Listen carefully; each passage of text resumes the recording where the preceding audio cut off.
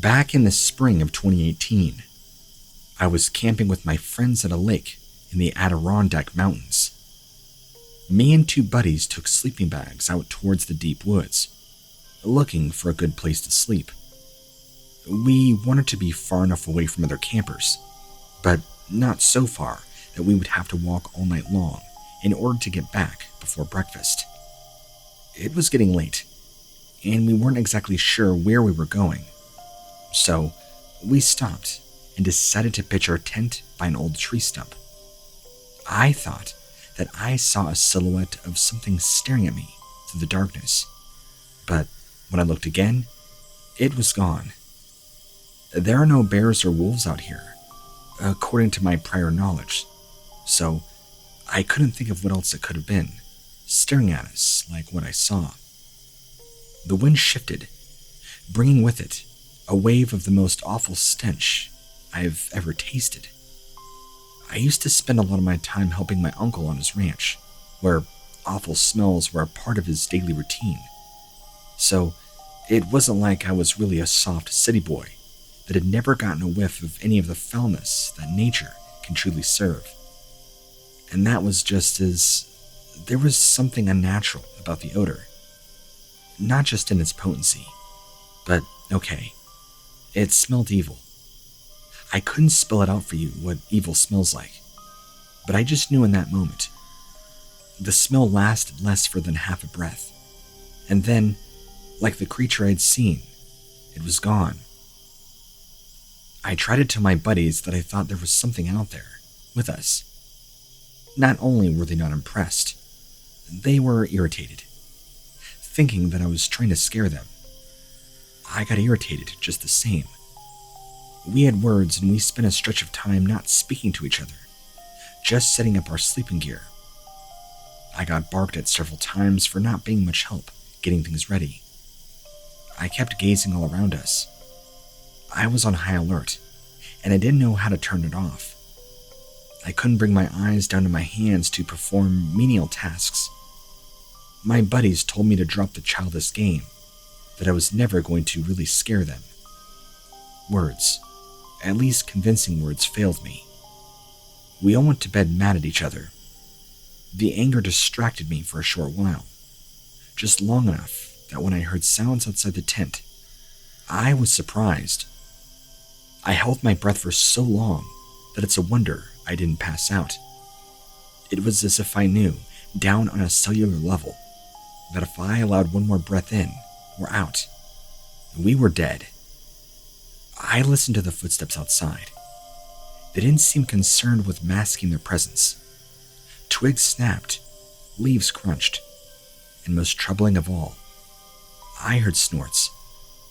Have you ever heard a dog snort so hard that it almost sounds like a bark?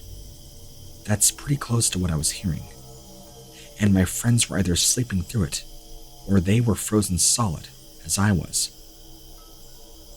Just as I thought the thing out there was going to leave, I'd hear it come back again. It slowly dawned on me that it was circling us, slowly and deliberately. I wondered if it was pacing. Then it hit me. What if the guys were trying to scare me? Desperation drove me to consider how far either of them would go to get somebody to trail us while we were camping, and make an all-night affair of sucking me out.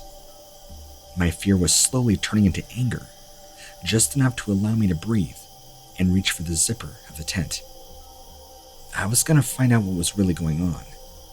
My heartbeat knocked me back down as the zipper opened, blasted me with the stench of evil from before.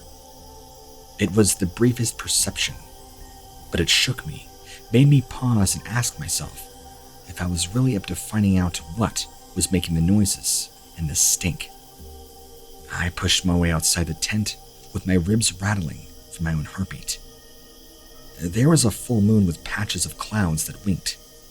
That awful evil smell came to me in snatches as the breeze stirred, and couldn't exactly make up its mind which direction it was going to blow from.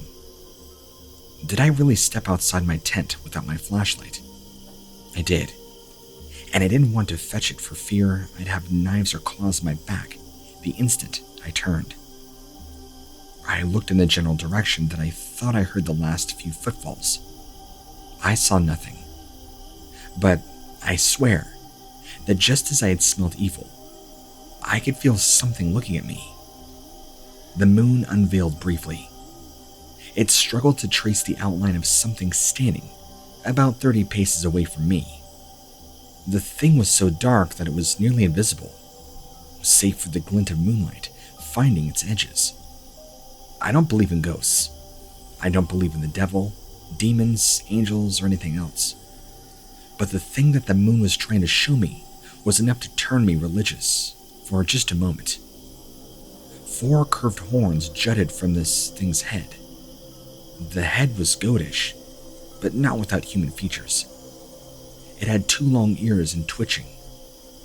It was when it bared its teeth that I thought I saw one of its earlobes had something hanging. It could have just been a bit of matted fur, but it got to me for the moment. There I was, facing something that was not only anything unlike I'd ever seen, but there were those little details that it could have been intelligent. My brain transformed the bared teeth into a smile. It was indeed taunting me. I couldn't handle it any longer. I yelled. I wanted to yell words, but amorphous howls were all I could manage. The raw evil radiating from the thing reduced me to basic instincts. It ran away on 2 legs, a strong bounce in its gait, but the backbone of the thing moved its torso with serpentine reptilian movement. My friends found me screaming. They also found that I had messed myself. They wanted to laugh, but the implications held them back. They knew that I wouldn't have gone that far just to prop up a prank. Our relationship shortly thinned after that. The creature may have not done us any bodily harm, but something about it lingered that tainted our friendship.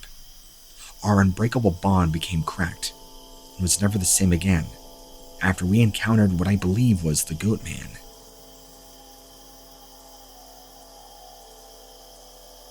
Me and my 2 best friends were out for a camping trip, out in the deep woods. We'd been going to the same place now since we were very young, and it's not exactly new ground. So me, age 26, Ben, 27, and Chris, 29, all of us are close to 30 now, decided to make this our one last trip before we all let our childhood innocence go. You know, I kind of regret that decision, but I guess none of us thought we'd ever have a good memory to replace it with after this happened. Keep in mind, here these guys are my best friends, and brothers in all but blood, but if something happened to them, I'd protect them with everything I am. I guess you could say that I found out everything I'm not. Much of our camping was a little ritual of remarking at how small everything had gotten since we were kids. The towering cliff was just now a large rock. That dramatic waterfall was now just a sharp slope where the creek ran down. All of these were things we remarked at every single time we camped there. It was like a museum of relics from a time gone by, and we cherished each one. There was only one thing that we weren't so fond of. There was a hole in the hillside that was big enough to be a rabbit's warren when we were kids. It was the one thing that seemed to have gotten bigger as we got bigger. Wow, that's still there, is the most any of us would ever say about it. Most of the time, we pretended it wasn't there. Chris was the one that questioned our apprehension out loud. He asked us why we never really would look at it, or what was down in the old hole.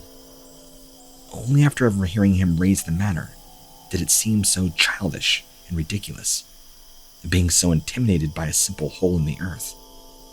Each of us tried to articulate what it was that had kept us spellbound with fear over it.